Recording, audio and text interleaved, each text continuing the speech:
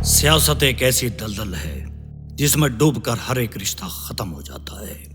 ऐसा ही कुछ हुआ था हमारे सारंगपुर गांव में, जहां सीधे साधे आम लोगों पर गांव के प्रधान मलिक राणा और उसके भाई विक्की राणा की दहशत का रंग चढ़ा हुआ था। ऐसे में गांव वाले राणा की गुलामी करने पर मजबूर थे। इसी गांव का एक नौजवान साहिल शहर से पढ़ लिख कर लौटता है और राणा के जुल्मों के खिलाफ खड़ा हो जाता है।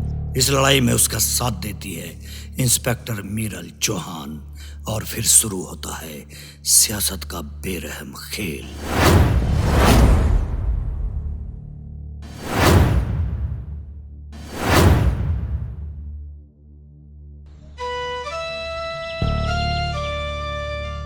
अरे राजेश।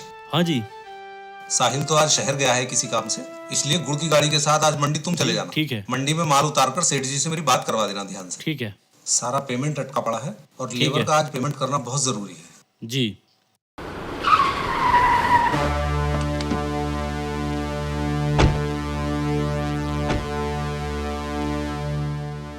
कहाँ है पे तेरा भाई? तेरा भाई किधर है? क्या बात है बिल्ला, तुम्हें क्या काम पड़ गया मेरे भाई से? राणा साहब ने याद किया है उसे। राणा साहब ने? मगर क्यों? ऐसा क्या कर दिया उसने? ये तहकीकात राणा साहब से करना, जल्दी बता कहाँ छुपाया इसे। मैं क्यों छुपाऊंगा उसे? वो किसी काम से शहर गया हुआ है। अरे क्या किया है मेरे भाई ने? कुछ तो बताओ। अबे फिर तो तू ही चल। चल बैठ, चल चल बैठ। अरे सुनो तो सही। अरे अरे क्या किया है मेरे भाई ने? चल बैठ, वरना गोली मार दूंगा। अबे बैठ।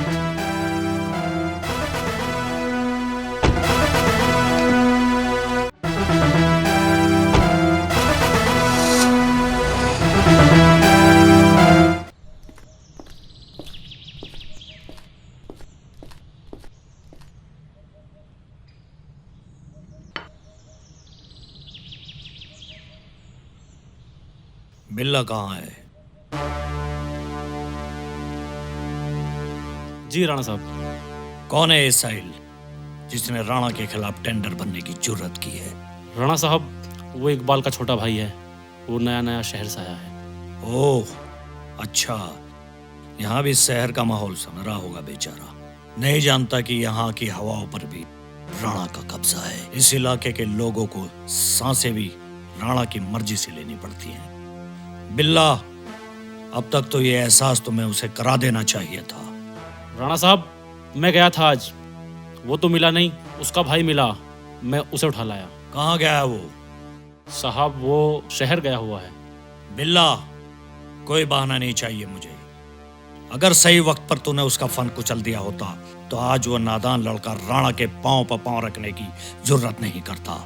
शहर में रहकर 2-4 किताबें पढ़ लेने के बाद अच्छे भले इंसान का दिमाग खराब हो जाता है।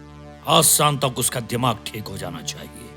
राणा साहब, ये सब किया धरा सुल्तान का है। अच्छा, तो ये सुल्तान की चाल है, जबकि राणा के कहर से अच्छी तरह वाकिफ है सुल्तान।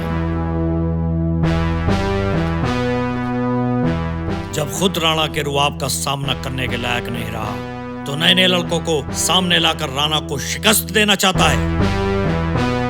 राणा साहब, मैं गया था आज, वो तो मिला नहीं, लेकिन मैं उसके भाई को उठा लाया। कहाँ गया है वो? राणा साहब वो शहर गया हुआ है। बुलाओ उसे। बब्बन, लेके आ इकबाल को।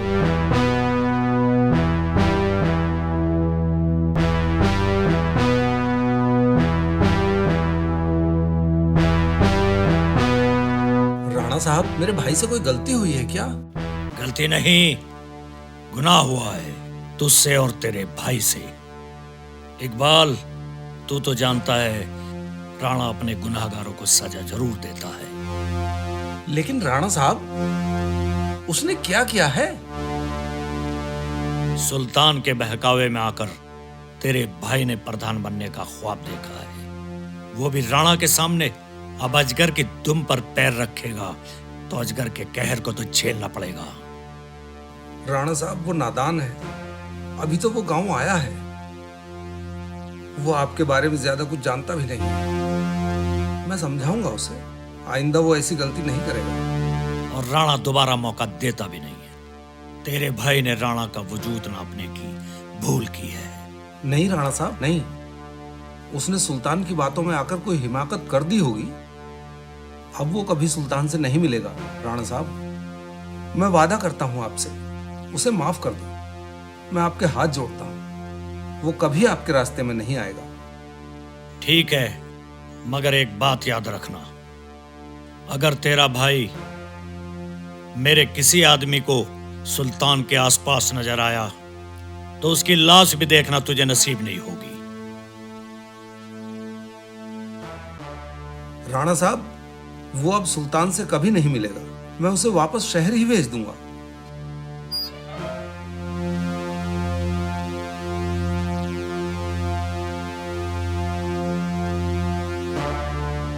इकबाल, तू तो जानता है ना, सुल्तान हमारा जानी दुश्मन है, और जो सुल्तान का है वो हमारा नहीं, और जो हमारा नहीं वो इस गांव में नहीं रह सकता। अब जा और ठीक से समझा अपने भाई को। जी राणा साहब।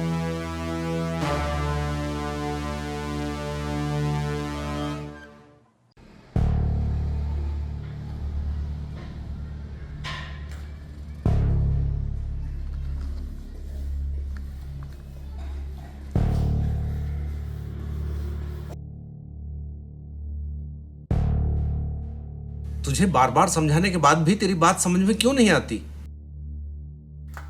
ये सरकारी टेंडर वेंडर लेना हमारे बस की बात नहीं है, क्योंकि ये सरकारी टेंडर जो है ना, ये हमेशा रसूखदार लोगों को मिलते हैं, और हमारे इलाके में मलिक राणा के सामने कोई भी आदमी ऐसा नहीं है जो टेंडर भरना तो दूर फाइल भी भर सके। इसलिए ये टेंडर हमेशा मलिक राणा को ही मिलता आया है, और इस बार भी उसे ही मिलेगा। और वैसे भी हमारी इतनी हैसियत कहां जो हम उससे दुश्मनी मोल लें।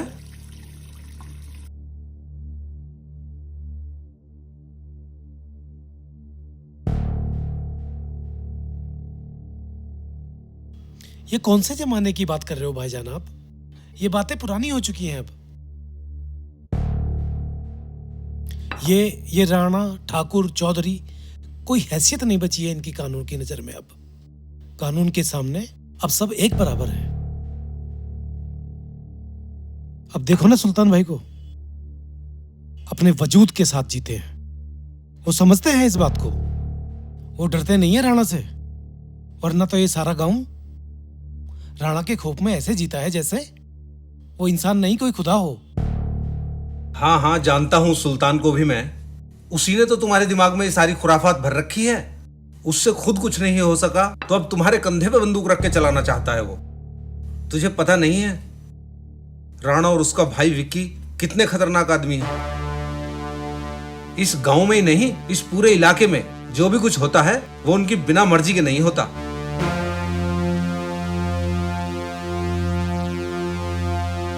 बड़े बड़े सरकारी अफसर और नेता उसके आगे पीछे घूमते हैं।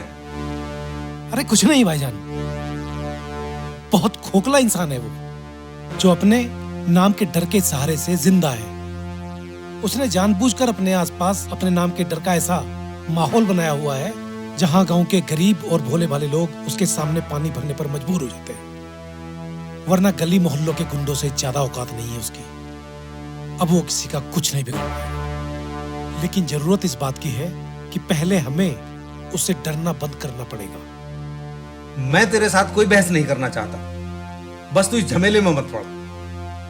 प्रधानी का चुनाव हो या टेंडर, हमें इससे कोई लेना देना नहीं। रूखी सूखी जैसी भी मिलेगी हम गुजारा कर लेंगे, लेकिन राणा और सुल्तान के चक्कर में पड़कर हम कोई मुसीबत मोल नहीं लेंगे। वैसे भी पैसे का क्या लालच करना। दौलत तो सिकंदर ने भी बहुत जोड़ी थी, लेकिन जब दुनिया से गया तो खाली हाथ था। हाँ, गया था सिकंदर दुनिया से खाली हाथ, लेकिन वो जिंदगी भर पैसे के पीछे भागता रहा, क्योंकि वो जानता था कि ये दौलत ही है ना दुनिया की सबसे बड़ी ताकत है। जिसके पास ये ताकत है ना, वो दुनिया का राजा होता है। इसलिए पैसा बहुत जरूरी है भैया, क्योंकि दुनिया की ये इकलौती ऐसी चीज है जिसको छूने से पहले लोग इसकी जात पात नहीं पूछते ये किस धर्म का है, ये दलित का है या पंडित का है, ये हिंदू का है या मुसलमान का है, इसको छूने से पहले किसी ने हाथ धोए थे या नहीं धोए थे, किसी को कोई फर्क नहीं पड़ता। इसलिए जिंदगी में मुझे ढेर सारा पैसा हासिल करना है बस, जिसका रास्ता मुझे मिल चुका है, मंजिल मेरे सामने है। बस थोड़ी सी हिम्मत की जरूरत है और आपके साथ की जरूरत है मुझे।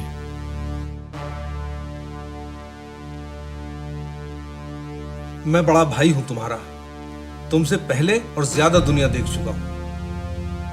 सत्ता और दौलत के लालच की जिस नाव में सुल्तान ने तुम्हें बिठाया है ना, उसका मुकद्दर सिर्फ डूबना है। आप राणा का खौफ अपने दिल से निकाल दीजिए बस, फिर देखना सब कुछ आसान लगने लगेगा। काश ऐसा हो सकता है, लेकिन यहां कोई तुम्हारा साथ देने वाला नहीं है। तुम अकेले रह जाओगे।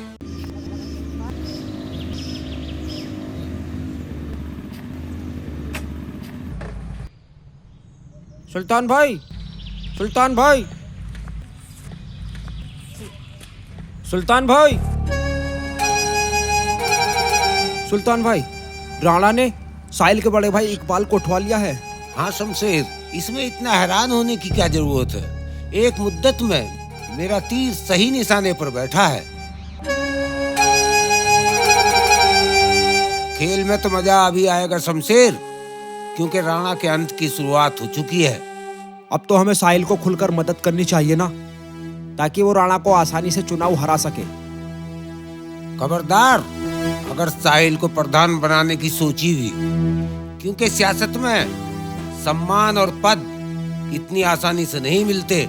उसके लिए बहुत कुर्बानियां देनी पड़ती हैं, बहुत संघर्ष करना पड़ता है, जंग लड़नी पड़ती है, और जंग जीतने के लिए बहुत से प्यादे और मोहरे पालने पड़ते हैं शमशेर।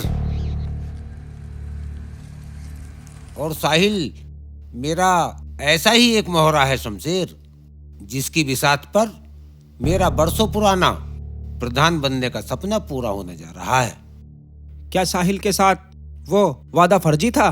क्या सब कुछ झूठ था? वो राणा के सामने कैसे टिक पाएगा फिर? तुम्हें शमशेर इसकी फिक्र करने की जरूरत नहीं है, क्योंकि अब की बार मैंने वो चाल चली है कि खरबूजा छुरी पे गिरे या छुरी खरबूजे पे गिरे, कटना खरबूजे का तय है। तुम साहिल के शहर से लौटते ही उसे मेरे पास लेकर आओ, क्योंकि मुझे अगली रणनीति तैयार करनी है। इस बार सुल्तान किसी पर रहम नहीं करने वाला।